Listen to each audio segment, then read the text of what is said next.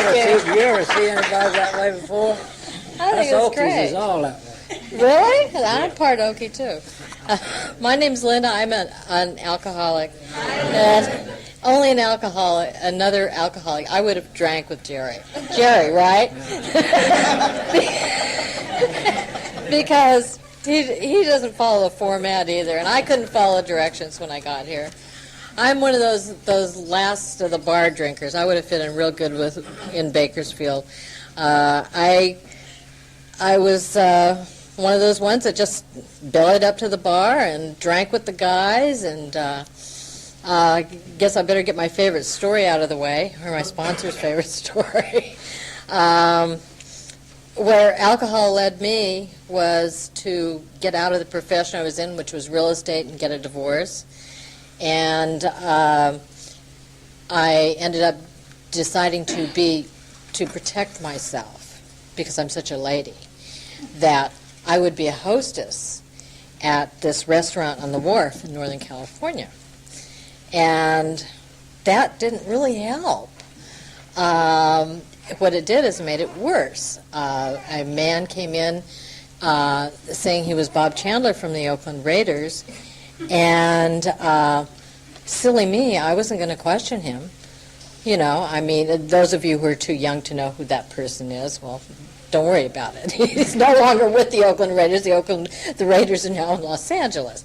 So I didn't question his driver's license. I got him a window seat, he and his friend, and we started dating. And that consisted of drinking. In fact, Angel and I were talking on the way over here. She said, "Did you ever have sake?" And that was one of the things we did. We went to the little Japanese restaurant around the corner, and he said, "Sake tastes just like wine." I hate sake to this day. Most alcoholic. I mean, I don't drink alcohol anymore, but it's just like, ooh. It's one of those drinks. And what happened to us was real strange. He said, I missed the plane for the playoffs, and they're in San Diego, and I need to get there. So why don't you drive down there with me? And we'll stay, I'll pay for the hotel and da-da-da-da-da, and I'll go to the playoffs, and everything will be fine. And so we did. We went, drove down there, stopped at every bar on the way. I'm sure he was late for the game because I woke up the next morning with him lying on the floor, watching him watch the game. And that's the kind of drinking I did. And it was absolutely ludicrous. And I didn't get it. I didn't get it that he was not Bob Chandler of the Oakland Raiders, because I wanted that fame, that fortune, that wonderfulness that went with it all. I wanted that dream, somebody to take care of me. After all, it was about time. I deserved something like that. So he said, okay, the game's over. He says, so why don't we go to Las Vegas and get married? And John Matuzak will be our best man. And I bought it. I'm still, the fuzz is not cleared. Those of you who are real alcoholics and drank like I did will understand. The rest of you will not. And but I paid for all this on my master charge. And it was the first interstate, it was United California Bank, but it had just become First Interstate. And I just got them paid off a year ago from all the bills. And I loaned him money. But he was going to pay me back as soon as he got paid from that playoff. And I bought that. And so we went to Las Vegas, and we stayed in this wonderful place. I couldn't tell you which hotel it was. It was just a room in a hotel in a lighted city, and we drank and drank and drank. That's all we did, is drink. And one morning I woke up, and I thought, I got to have some coffee. Something's wrong. So I was sitting at the bar, and I was drinking coffee and running into glass doors. And it was a little scary. And the bartender behind the little bars that they have in the casinos said, he said, I think he's lacing your drink. And I just kind of looked down, and he says, from now on, when you get up, he said, put something on top of your coffee cup. And I just kind of did what the man said, because sometimes I follow directions real easily. Other times I just self-will run riot. And so the first time I got up, I put the napkin on the coffee cup and I went down and to buy a wedding dress for our wedding. Now, I wasn't even divorced yet. And I bought a topless, Angel's probably the only one that's seen this. I certainly wasn't going to bring it up here to show you guys. It wasn't topless, it was strapless. It was half white, half black. Very appropriate for the Raiders. And you put one leg in here and one leg in here, and then you had like an Aladdin type thing. Well, I was in my drunken state. I put it on the other way. And he walked out of the room one night and said, I have to go pick up my son at the airport. He's going to be not ring bearer, but one of the people in the bridal party or something like that. Well, he left, and my car was in San Diego, and he left and never to be seen from again. And he didn't get his son, he went and he got my car and went across the Arizona state border with it. And redheads do have tempers. And I was pretty mad, but I was also very sick at that point. I was near death. And I didn't know he'd stole my car. I didn't know what happened. I went running around Las Vegas looking for him. Man of my screams. He left. Where is he? And I go in hotel rooms, I ask for John Matuzak. I mean, these people must have thought I was absolutely insane, but they didn't say anything.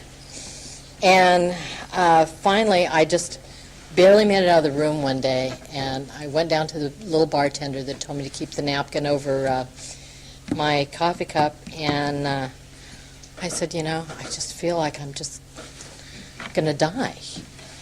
And he said, you don't look too good. And he called a couple of the people over, and they got me on a plane back to Northern California. And I got to my next door neighbor's house, and he put aluminum foil over the mirrors because he didn't want me to see myself, and fed me a lot of good food to get me back to health, and put a 357 Magnum under his pillow because he worked nights. And the guy was calling me from prison, which a few of you who are involved in H&I can understand. But I didn't know you could do that then. And he had been arrested for imitating one of the Oak Ridge Boys in Arizona. And so he would call me from prison and threaten me and say if I said anything, that he'd come and kill me. Well, I thought he was in town. So by then I knew he wasn't Bob Chandler, but I was scared for my life. And I had this 357 Magnum under my pillow, or my neighbor's pillow, cocked, ready to go. I didn't know how to shoot it. I don't know what would have happened if I'd gotten scared. And I couldn't figure it out. And my neighbor explained it to me, Linda, I called the Phoenix police. I wrote Al Davis. I wrote Bob Chandler and told him to keep his helmet off so people know who he was. I mean, I was absolutely insane. But I knew that something, why me? This was my dream. This was the person who was going to take me away from it all. And what it did is it screwed up my life for a lot of years.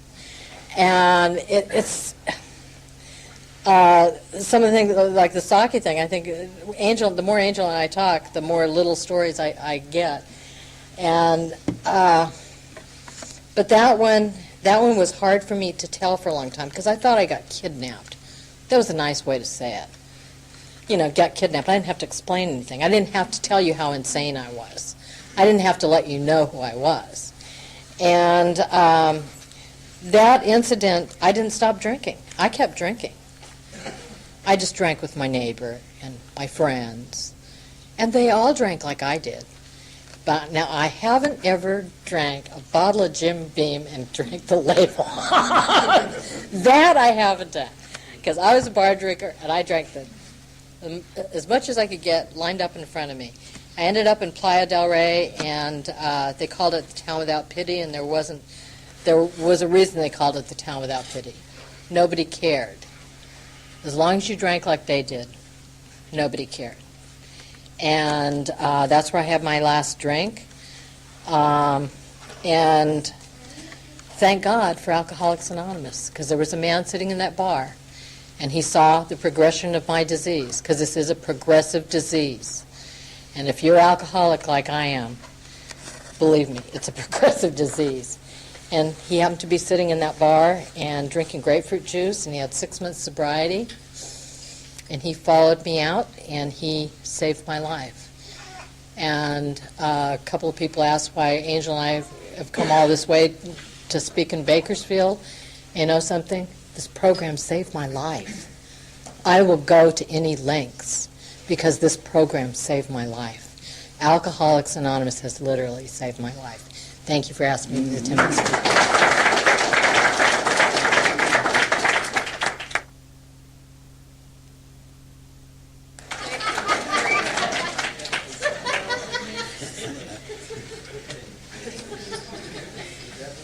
Tell them how a cow eats a kid. Or where the bear shit in the buckwheat, right?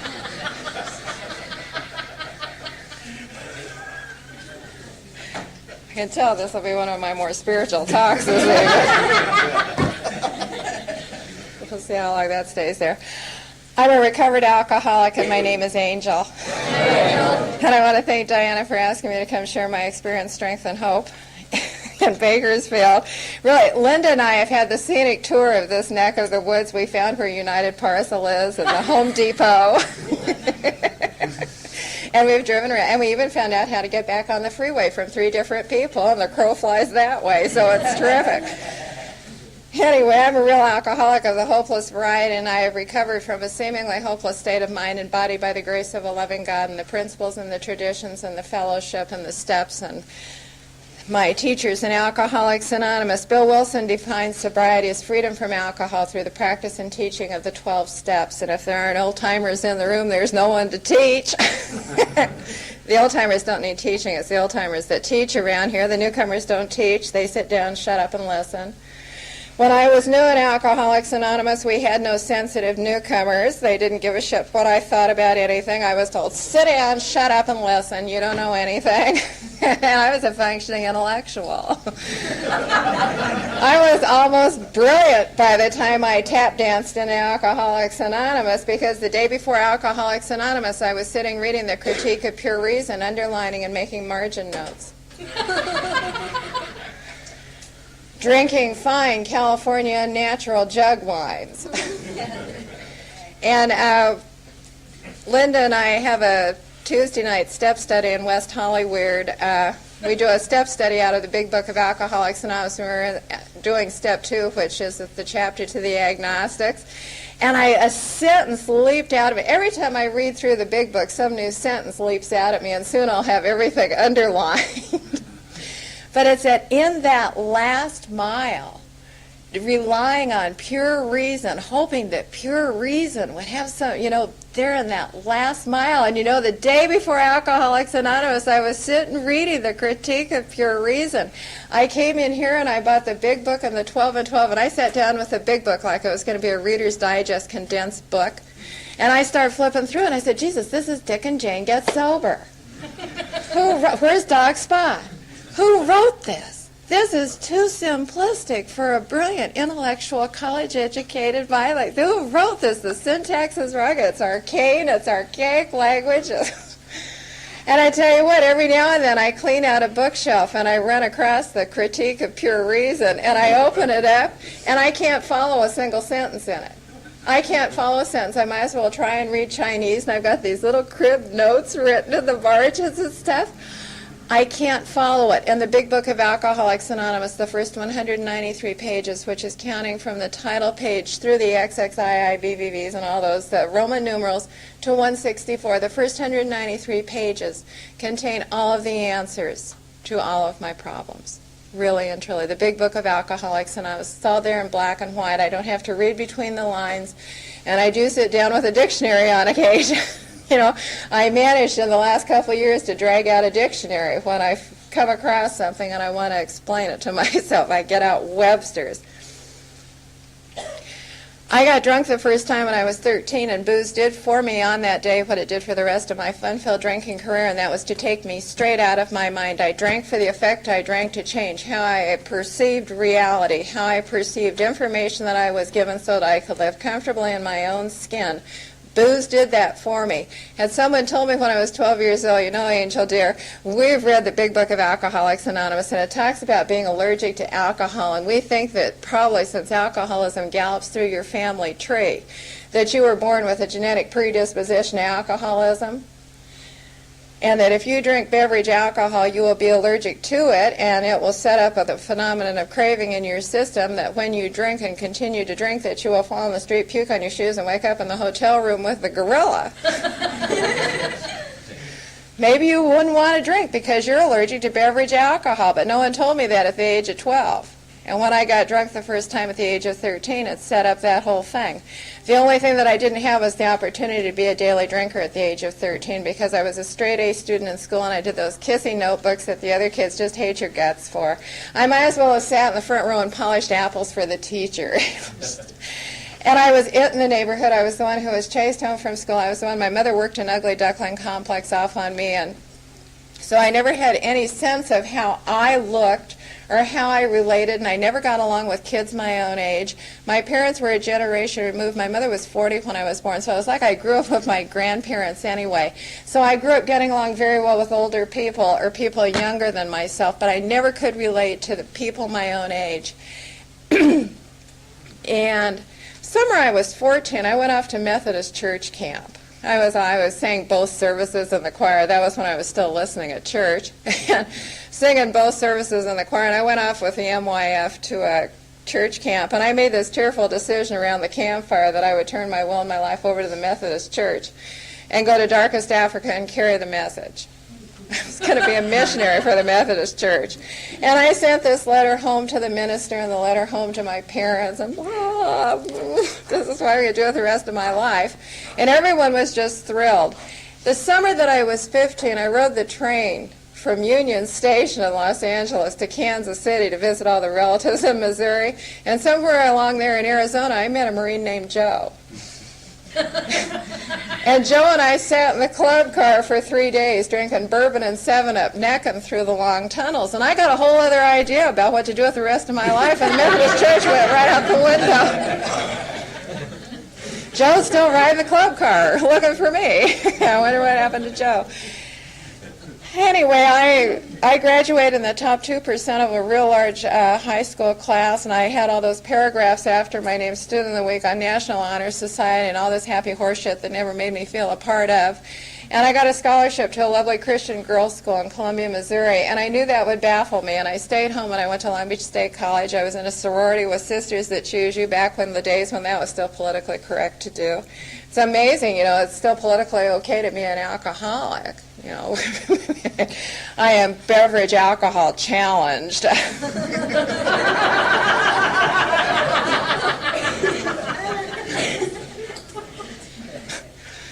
There was this whole article in the LA Times the other day. Their style book, the LA Times style book, is now politically correct, and you can't even say Chinese fire drill in the LA Times anymore. And that's what my entire life has always been, is a Chinese fire drill. Really, the message on my machine all last week was, the Chinese fire drill continues. Leave me a message. I'll try and call you back this year sometime, what's left of it. Anyway, when I was a junior in college, I did a major geographic. I shuffled from the history and English department, where I was getting good grades, over to the art department to broaden my horizon. And I spotted my first husband from across a crowded cafeteria. He was a sculptor, and I was set up to be the patron saint martyred wife of a famous sculptor. So we eloped to Las Vegas on a hot Labor Day weekend, and I had a hangover on port wine, and we drove my poor MG to Vegas. And I was puking out the side curtains, and we got married at the Little White Wedding Chapel, where they give you a recording so you can review the wreckage of your past at your leisure. That's a nice touch.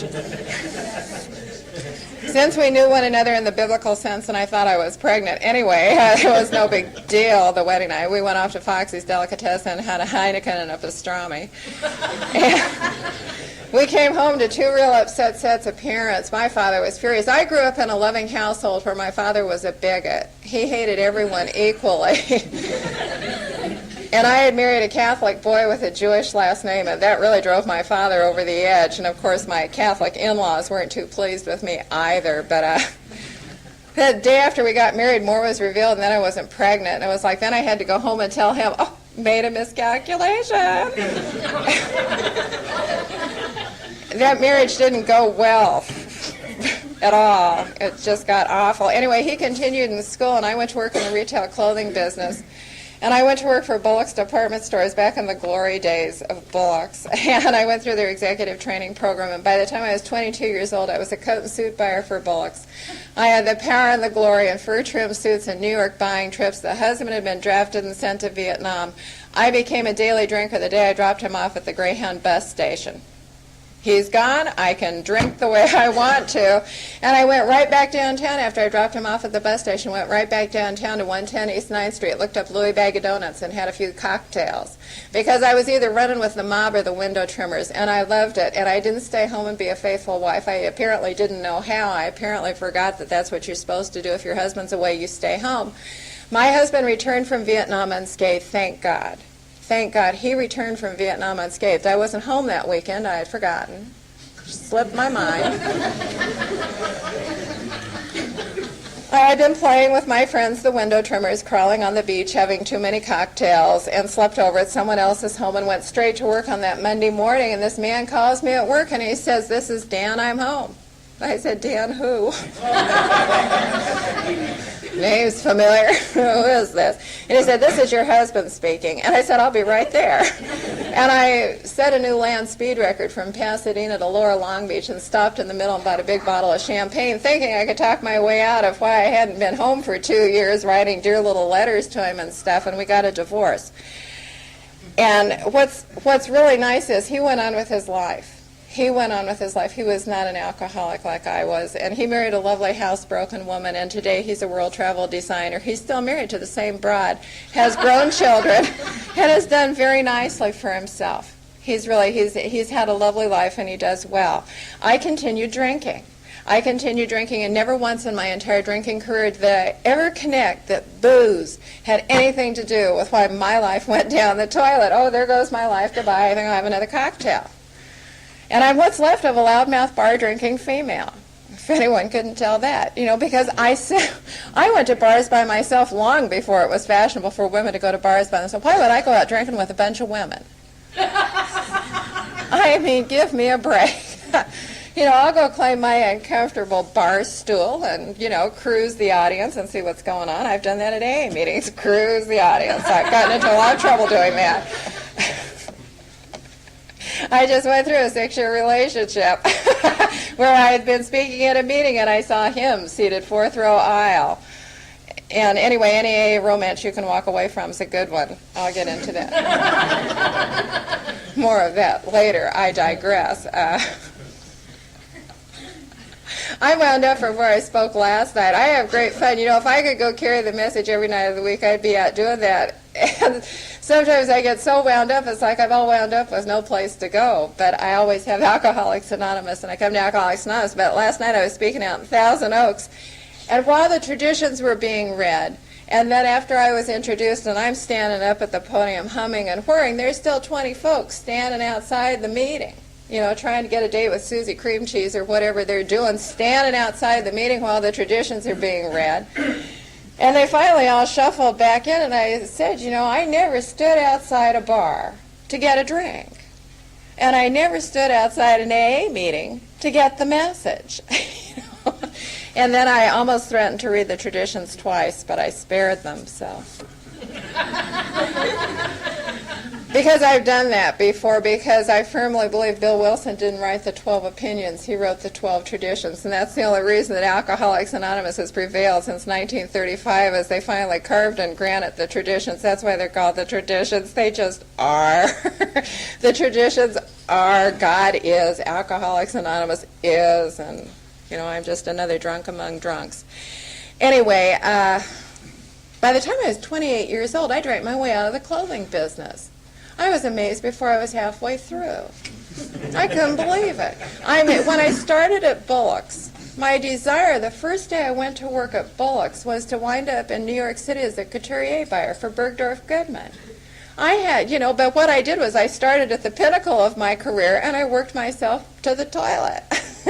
Because I wound up at the age of 28 managing this tacky dress store called the Fashion Gallery in Laguna Beach. I was hanging out with a retired Hells Angel from Louisville, Kentucky with a big electric glide named the Bear.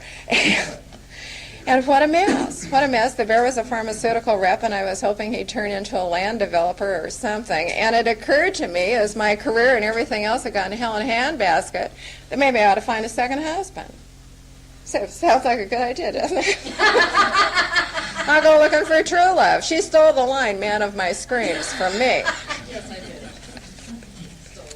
That's what we do here. We steal great lines from one another because my drinking story is highly original and it's my own. And what I say after I get sober is what I've been taught in Alcoholics Anonymous. And if you hear someone say something great, give them credit about 3 times, then just take it as your own like it's original. It's fabulous.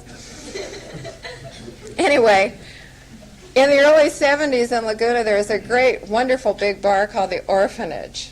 There on Coast Highway, and I met Man of My Screams at the Orphanage. He walked up and handed me a daisy, and my quick mind slammed shut on that one. I said, ooh, this is husband material. And after he got a divorce, we got married. Now, this was a man who I perceived to be hip, slick, and cool. I like guys with their eyes on tilt. I can spot them anywhere. I gravitate right to them, just like radar. And I perceived him to be hip, slick, and cool. And what the truth of the matter is that any man I perceive to be hip, slick, and cool is a liar, a cheat, and a thief. But I admire that in a man. I married him. And he was straight off the streets of New York City. He was a hustler. He always had $1,000 in his pocket, and he was cool. I always kind of looked like a school teacher. I committed a number of felonies dressed in a navy blue dress, a string of pearls, and dumb earrings. That is simply, that's my M.O. I look real straight and square, and I marry a liar, a cheat, and a thief. And we went into the antique business in Laguna. And I knew all about antiques. My parents collected antiques, so I'd been dragged in and out of antique stores since I was a little kid. And I married a man who drank as I drank and ran as I ran and played as I played. And I couldn't stay home and be a housewife. I tried it for 6 months. It drove me crazy. I have never been housebroken, and I had to stay home and try and be a Holly housewife, Connie Casserole, and a stepmother, and I don't do any of those things well. So I finally said to her, I said, listen, we got to go in the antique business or do something. So since he was a liar, a cheat, and a thief, and I knew about antiques, we taught one another what we knew. So we became dishonest antique dealers, and we dealt in cash, carried guns, trafficked and stolen property, fine European porcelain and silver, and Oriental carpets. And that's how we ran our game day after day after day, and had another drink, had another drink, had another drink. I was the intellectual in the household, so I always had the last word, and he was Mr. Physical, and he landed the last punch, and that's how we lived day after day. We had the Saturday night fight every night of the week. Thank you. And I needed that one. When I came into Alcoholics Anonymous and looked at the 20 questions from Johns Hopkins University, it's so nice the medical community has insinuated their way into Alcoholics Anonymous. Because actually, there are 18, here are some of the methods we have tried. You heard them read here tonight. 18 of here are some of the methods we have tried. Any drunk will identify with about 20 of those 18 things. Social drinkers won't even know what they're talking about. Anyway, but when I twirled through those 20 questions at my first meeting, I identified with 3. I could answer 3 yes. Oh, bingo, you win, Angel. You're an alcoholic. On my first birthday, I headed through the 20 questions again, and I answered 19 of them. And the one I held out on was, have you ever been hospitalized or institutionalized as a result of your drinking? When I was 8 years sober, I heard a man say, hospital emergency rooms count. I went, shit. That makes 20 correct. Because when we were still living in Laguna, I had a little drunken snit and walked through a doorway and popped my hand against the door jamb, and lo and behold, I broke my hand and wound up in the emergency room. The direct result of booze.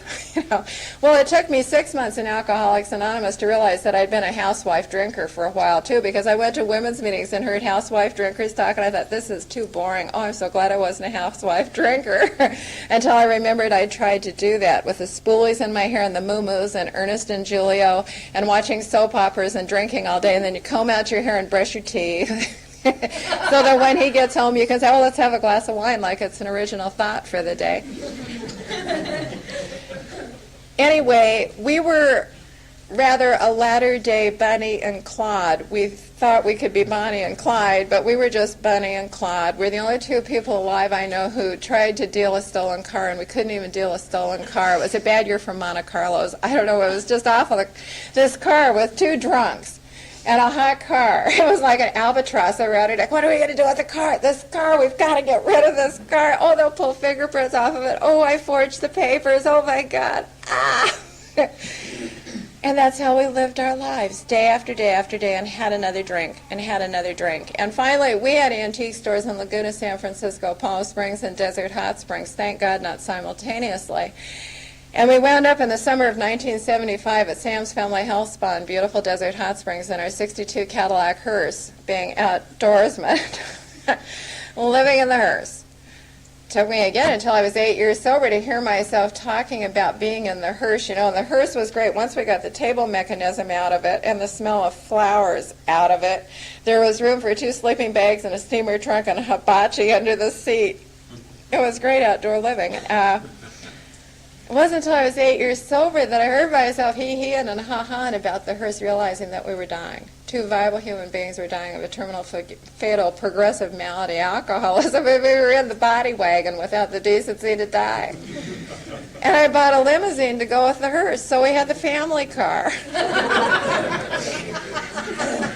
And I stupidly threw away the lovely enamel sign that said, "No parking, funeral in progress." Because we were a funeral in progress and didn't have the decency to die. Because God had another plan. God had another plan. God has always had a plan for me. I did not find God in Alcoholics Anonymous. God has never been lost. God has not been lost. I was the one that was lost, and I have been found. I have been found by another sober member of Alcoholics Anonymous who carried the message to me March 28, 1979. It's a real ordinary Wednesday.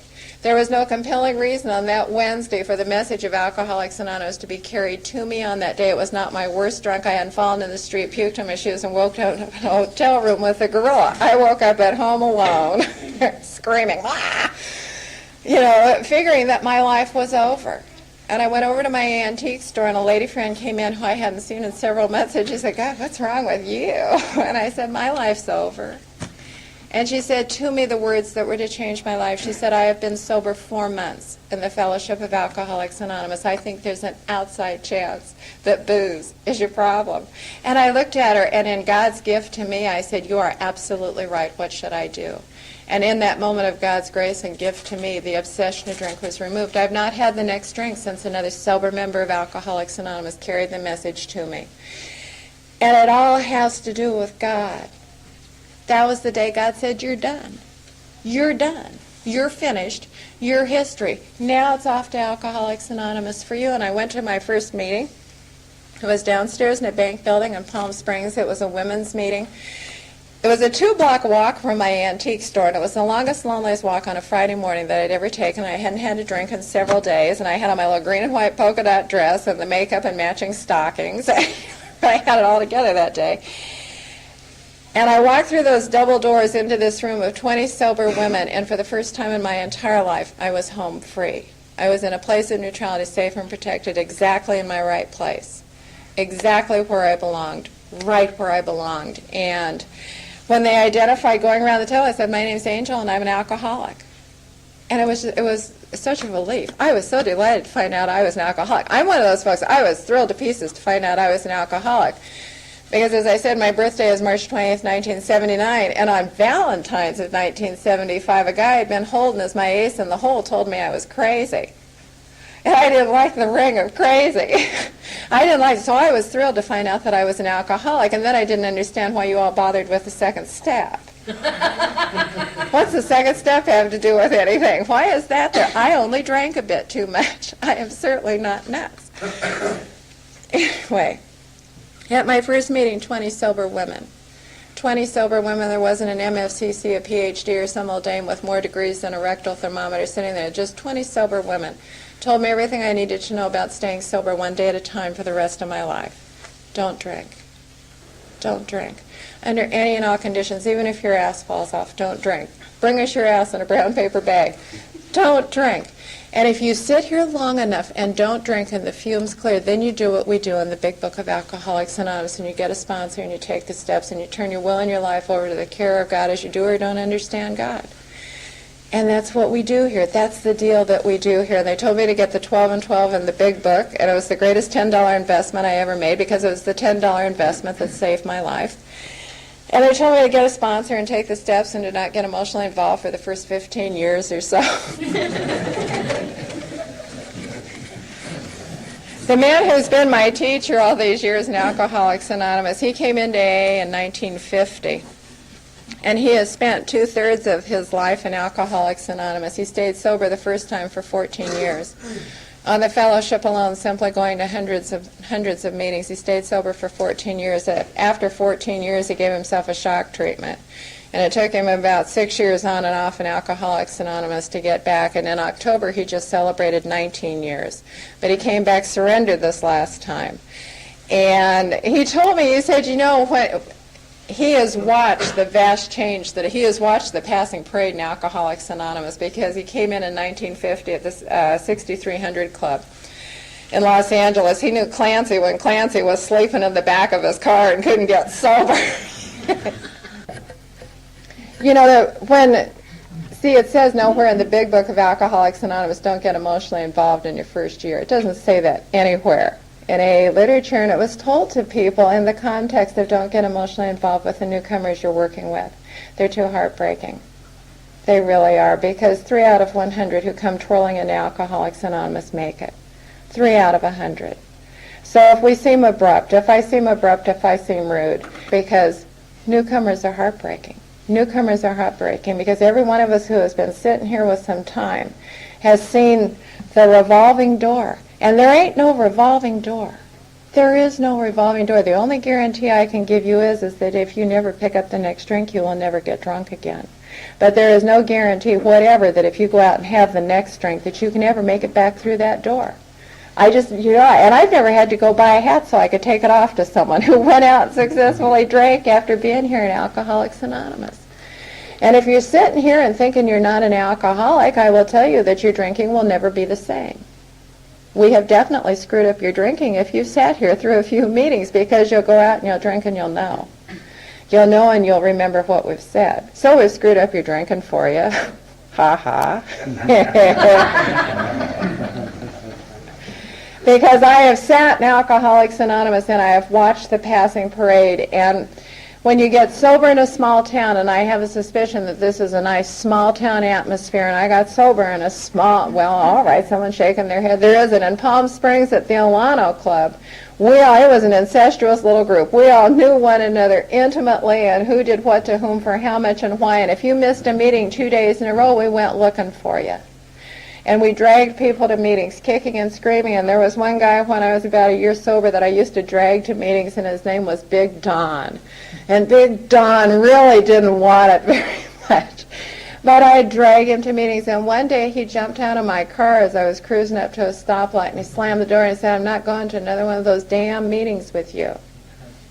Okay, fine. 2 days later. 2 days later, he was dead of a terminal fatal progressive malady, alcoholism. His body literally exploded. His esophagus, his lungs, his stomach, he exploded from a terminal fatal progressive malady, alcoholism. This is not fun and games in Alcoholics Anonymous, although I can get up at a podium and do a snappy pattern, old soft shoe. We deal with people's lives. People die detoxing off alcohol. People can go into alcoholic seizures and die. Folks die coming down off beverage alcohol. Beverage alcohol. A friend of mine works at Kaiser, and he's now working in their detox unit, and some poor son of a bitch, they had him in there, and he literally had a massive heart attack detoxing off booze. And this also goes for these people who want to tell everyone to throw away their doctor-prescribed medication, because if someone is taking Dilantin, it is because it has been prescribed for them so they will not go into seizures. And there are people telling others to throw away their Dilantin. You may be killing somebody. Not my business. Not my business. Throw away your booze.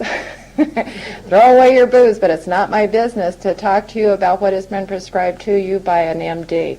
I am not an MD. I am not a psychiatrist. I am just another sober drunk, doing my best to share with another alcoholic. I have also had the experience of trying to carry the message to a drug addict, begging them to come to Alcoholics Anonymous with me.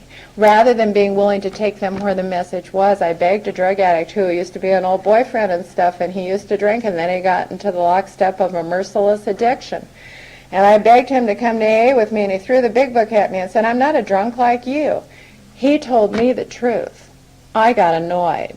I just got annoyed. At 3 years sober, and I stomped out of his apartment. He died of an overdose. And I might as well have signed his death certificate. I might as well have signed off on his death certificate by my disinformation to him. Doctors are sued for malpractice. Doctors are sued for misdiagnosing someone's illness. And I sat there begging someone with some other problem to come to AA with me. All I had to be willing to do was say, I will take you where the message is. I will take you to the fellowship where you will get the identification that you need. That was all I had to do. A small price to pay to save somebody else's life. And see, I have the guilty conscience. I'm the one that sits with the guilty conscience for carrying disinformation to another suffering human being. I have that obligation. We have that sign up that says that when anyone anywhere reaches out for help, that the hand of AA be there. And it's not to pull everybody off the street wholesale through the door in Alcoholics Anonymous, in my opinion. It's to reach out my hand and say, let me take you where I know the message is. If someone tells me that they drag their chair up to the refrigerator and goes face forward into a gallon of ice cream, I don't identify with that. But I will go with you to a meeting of Overeaters Anonymous. I'll take you where the message is. Don't take your Chevy to the Ford dealer. What a revelation. If you've got plumbing problems, don't call the electrician unless he's cute,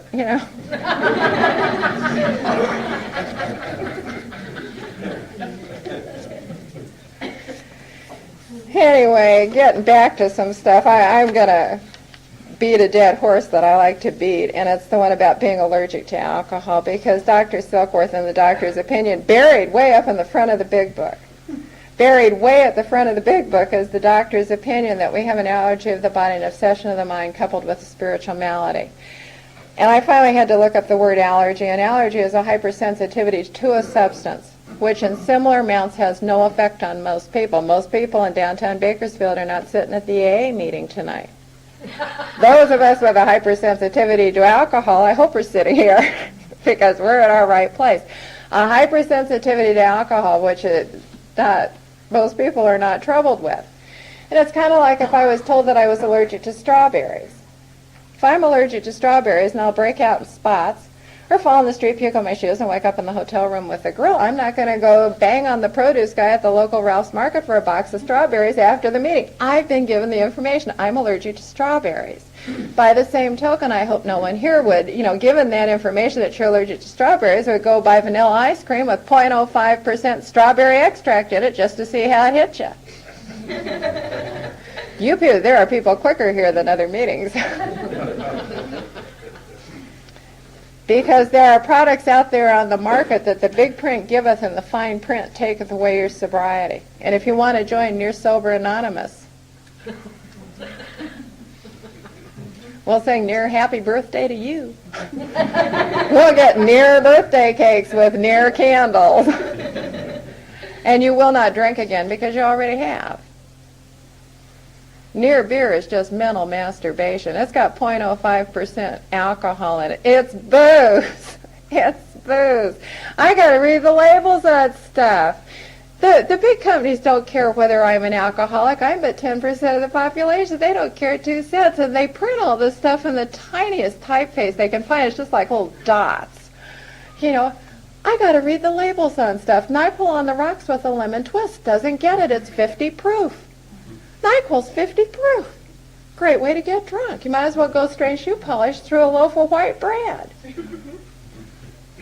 Anyway, now that we've done with that, I was not a rocket to stardom in Alcoholics Anonymous, although I did not drink. I did the steps my way. And no one could guess that I would do that because I was so smart that I would do it my way until it almost killed me. And I took myself to the gates of insanity and death, stone cold sober, with my 38 on a New Year's Eve with 2 years and 9 months of not drinking.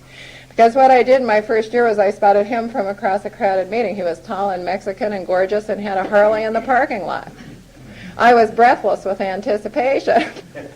And I had a vision for us. I thought we would be the bilingual Mr. and Mrs. A of the Coachella Valley, carrying the message to the great unwashed off the back of his hog. All I have to report about that is he's 17 years sober and I'm 14 years sober, and he got married last year, and it really annoyed me. I called him up. I said, well, how rude. I said, I thought I was going to be your first wife. And then he said something fatal to say to a person like me. He said, well, maybe you can be my second wife. Well, I guess I'll go shopping for china and silver now.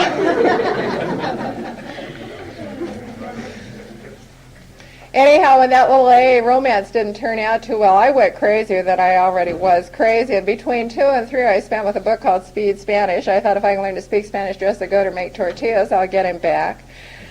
And finally, on a New Year's Eve, with 2 years and 9 months of not drinking, having done it my way, going to hundreds of meetings, and just being crazy as a loon, I sat in my antique store with a 38, ready to blow my brains out, stone cold sober, because it hadn't turned out my way. With dishonest motives, I went to a Spanish marathon meeting on that New Year's Eve.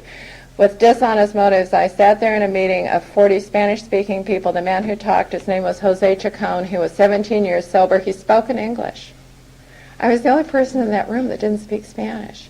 He spoke in English, and he talked about taking the steps and doing it the way we do it in the Big Book of Alcoholics Anonymous, so that I could be a recovered alcoholic, because you're a recovered alcoholic if the obsession to drink has been removed.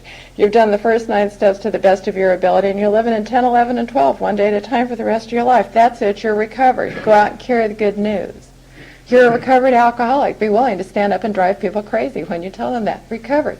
The obsession to drink is removed. I've done the first 9 steps to the best of my ability. I live in 10, 11, and 12, 5 seconds at a time for the rest of my life. I obtain sobriety in 1 through 9, and I maintain it in 10, 11, and 12 for the rest of my life on a day-at-a-time basis. I went up to this old man after the meeting, and I said, I used to date someone you sponsor. I'm in deep shit, and I need a whole bunch of help now. And I started to cry, and I surrendered to an old Mexican man that I did not think could possibly have an answer for me, and he saved my life. He saved my life, and I did the steps with Jose Chacon. And he literally pulled me back from the edge of my best thinking, stone cold sober. And I cast up my balance sheet with Jose, and I looked at my assets and my liabilities, and who was I pissed off at, and who was I afraid of, and what was my sex conduct, so I could see the patterns and to see where my defects and where my shortcomings were. And he told me to go home and inventory my costumes. And I said, what do you mean? You mean my designer clothes? And he says, no, I want you to go home and look in that closet of yours with all that crap you wear to meetings and see if you can find yourself anywhere in that closet. And I thought, all right. And I went home and I looked in the 6 feet of closet space. I could go from Vestal Virgin to Gypsy Whore and Heat with everything in between. And it's like, where's me in the middle of all of this? Where's me? Today I'm pleased to say that most of the time David Letterman's my clothing sponsor. But I had all these costumes. I had a costume for every occasion, because when I drank, I was like that little lizard that changes color. I had a costume and a vernacular. If you drank Red Mountain and had a Harley, I was dead weight on the back of your hog, and I had the costume to go with it. And if you played flugelhorn and drank scotch and milk, I acquired a taste for scotch. I had the costume. I occasionally got them mixed up. Have on the wrong outfit for the wrong man and stuff, but it was always kind of a kick in the pants. I had a tarot reading costume, because I read the tarot cards drunk on my ass, and I had eyelashes that had rhinestones on them, and these long floaty dresses to do the tarot and levitate card tables. And your husband, to levitate your husband right out of the room. I heard a girl share the other morning at a meeting, and she was shopping for a sponsor.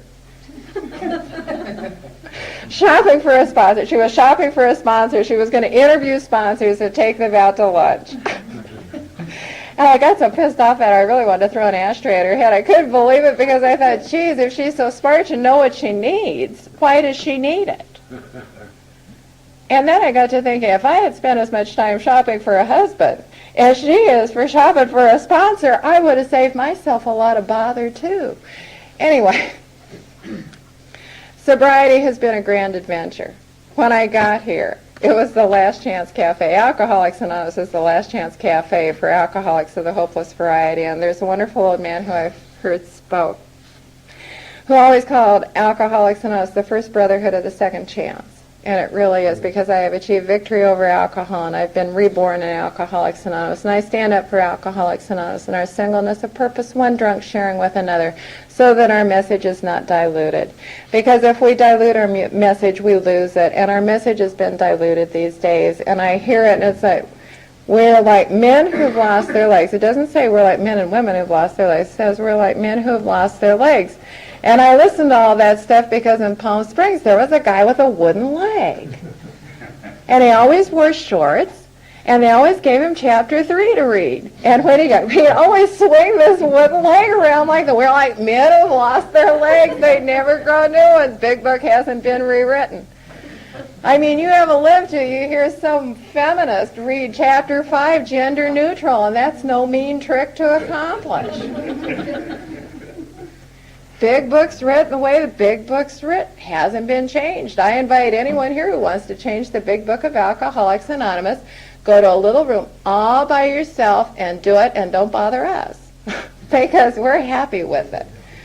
And there's a man from Chicago who I shared a podium with last year in Palm Springs at the convention, and he's a real abrasive, charismatic speaker. I just loved him. He just had fangs to his elbows by the time he got up to talk.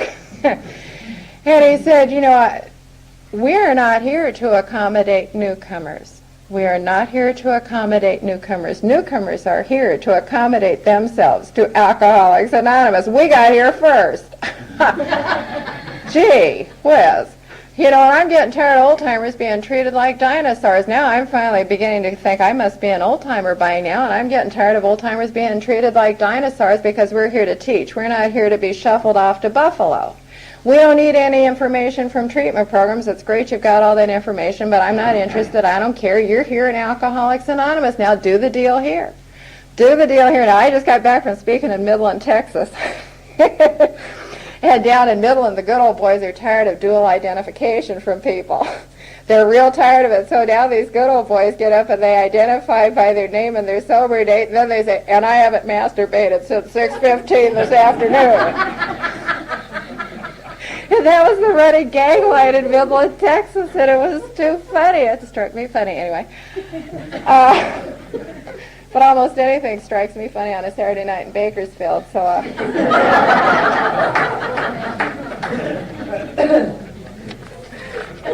was going to remark about him saying he could suck the label off a whiskey bottle. I was going to remark about my abilities with the chrome-off bumpers, but I'll skip that, because that's how I got my dimples, of course.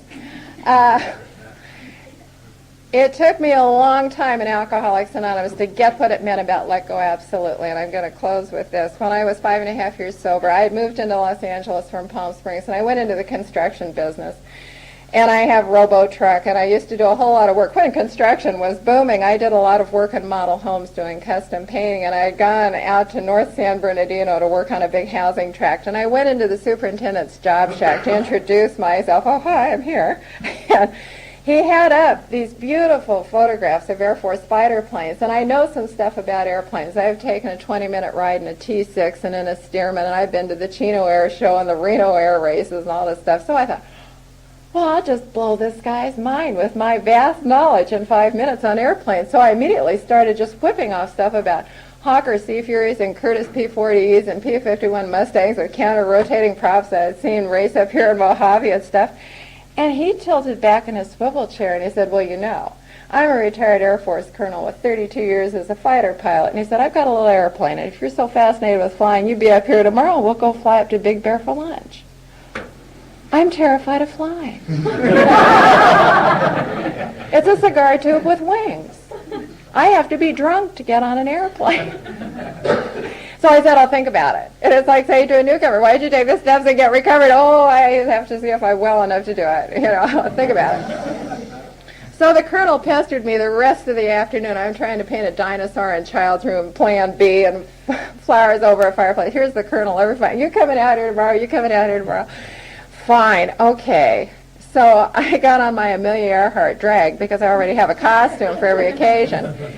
And I followed him out to the Redlands airport. Now, we had matching Toyota trucks, and that was far too cosmic for me to handle, so I skipped his personalized license plate, which spelled out acrobatic pilot, and his bumper sticker that said acrobatic pilot stood upside down. I missed those little things completely, following him to the airport. So we got out to the Redlands airport, and from out of the hangar, he wheeled a two-place single-engine tail dragger acrobatic airplane that he called the Bug Smasher. Meet the Bug Smasher. And I thought, oh, geez.